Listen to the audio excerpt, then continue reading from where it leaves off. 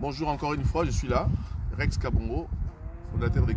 Très chers Congolais, aujourd'hui je suis venu encore une fois vous parler, pas comme d'habitude, parce qu'il y a encore des agressions qui continuent à se perpétualiser dans notre pays.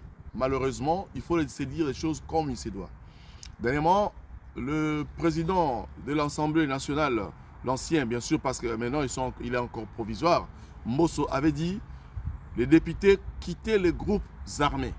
Il avait dit cela. On a vu dernièrement ici un ancien responsable d'une grande institution comme la CENI à la question de M. Nanga qui s'est autoproclamé étant rebelle dans notre pays. Alors c'est pour cela qu'il faudrait que les Congolais, nous commençons maintenant à prendre conscience.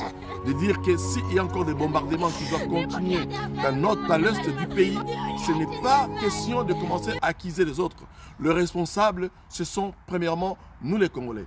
Vous comprenez, ici, on est en Europe, il fait très froid et je vais continuer à développer ces dossiers avec vous tout à l'heure.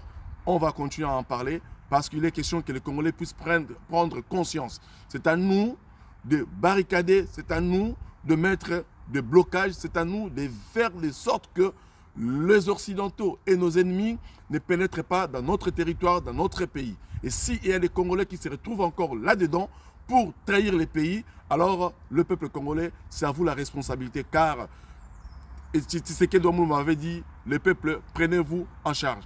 Et Kabila, Mouzé avait dit, ne trahissez pas les Congolais. Mais il y a des Congolais aujourd'hui qui continuent encore à trahir les pays. On doit en finir avec vous parce que vous avez fait votre choix. Vous avez choisi un nouvel quinquennat, les nouveaux députés et les politiciens que vous avez choisis. Et là, on ne sait pas encore où est-ce qu'on va arriver. Donc, vous devez faire des bons choix. On doit continuer à en parler en détail.